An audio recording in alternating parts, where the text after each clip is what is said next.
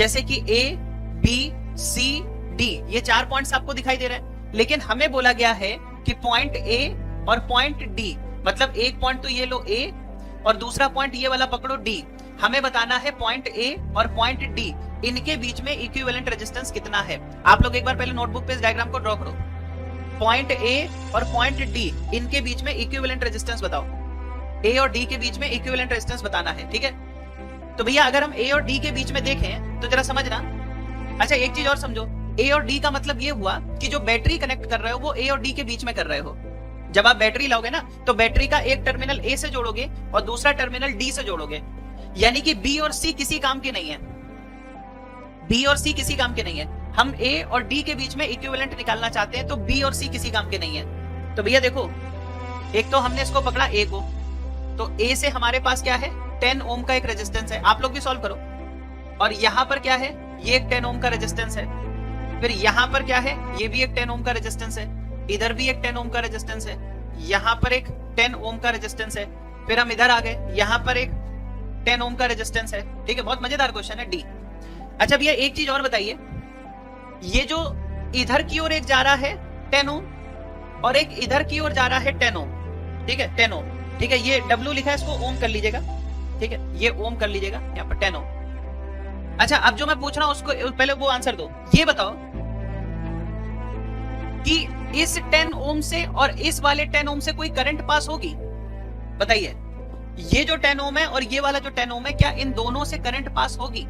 मतलब ये कि भाई पॉइंट ए और डी के बीच में तो बैटरी जोड़ दी, तो ए और डी तो बैटरी से कनेक्ट हो गए, लेकिन ध्यान से देखो तो ये वाला 10 ओम आगे तो किसी से नहीं जुड़ा है, मतलब सर्किट यहां से टूट गया है। इसी तरह ये वाला 10 ओम आगे किसी से नहीं जुड़ा है तो सर्किट टूट गया है। तो मैं पूछ रहा हूं इस 10 ओम से और इस 10 ओम से कोई करंट पास होगी क्या? बताइए, ये वाला 10 ओम और ये वाला जो 10 ओम है उससे कोई करंट पास होगी क्या? सर्किट अगर चलते चलते टूट जाए तो करंट वहां पर कितनी होनी चाहिए? भाई करंट तब होती है ना जब सर्किट कंप्लीट होता है। और इसमें अगर आप ध्यान से देखो तो ये 10 ओम आगे जाके ब्रेक हो गया है, इसका मतलब यहां पर कोई करंट नहीं होगी, नो करंट, नो करंट, आगे करंट जा ही नहीं सकती, रास्ता टूटा हुआ है, कोई करंट नहीं होगी, यहां भी कोई करंट नहीं होगी, नो करंट। तो मतलब इससे और इससे किसी तरह की कोई करंट नहीं होगी।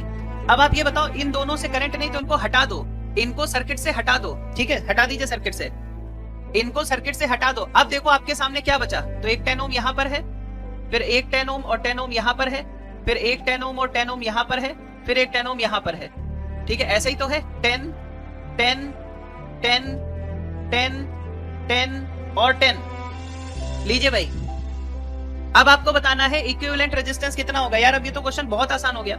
ये बताओ ये दोनों किस में है, पैरेलल में या सीरीज में? बताओ ये दोनों किस में है, एक के बाद एक लगे तो सीरीज हो गया, एक ही लाइन पे रेजिस्टेंस लगे तो सीरीज हो गया। तो ये दोनों किस में है, सीरीज में, तो 10 और 10 का कितना हो गया सर 20 ओम।